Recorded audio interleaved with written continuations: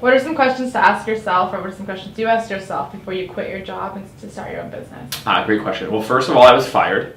Okay, so I did not quit my job. Okay.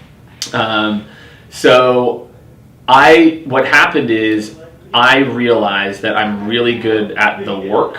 Like, I love building sales organizations and marketing teams, and I love driving revenue, working with current clients, all of that. But I was not very good, especially at like the age 30, like 29, 30, 31, 32, of like being like a good teammate at an executive level.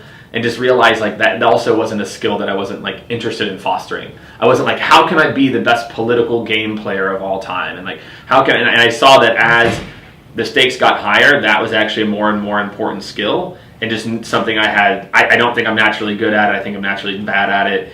I don't see a lot of value in it. I see more value in it now. So for me, it was just really taking stock of like where I was at, and just realizing that, you know, I had a very, like, you know, I was 32 at the time. 32? Yeah, 32 going on 33. No, 33.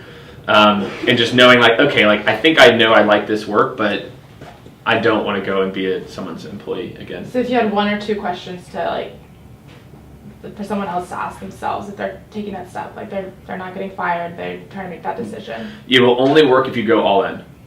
It's not going to work if you're like, well, yeah, but I never thought when I like started Scale that I wasn't like, I mean, there's part of me who's like, well, I guess I could go get a VP of sales job, but I thought about that 0% of the time. I think a lot of people are like, yeah, I'd like to try this thing. I'd like to try like consulting, or I'd like to try something.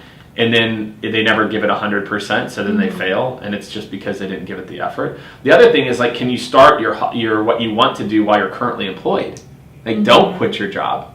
Like, if you've got a job where it's cush and you're, you know, really only working 30 hours a week, why would you quit your job? Yeah. Go spend 20 hours a week, go doing and testing this other thing. So I think that's it, is that you can't have a fear of failure. You have to just believe that it's going to work. Yeah. And then the market will tell, I mean, like, look, if it's been a year, like, it ain't going to work.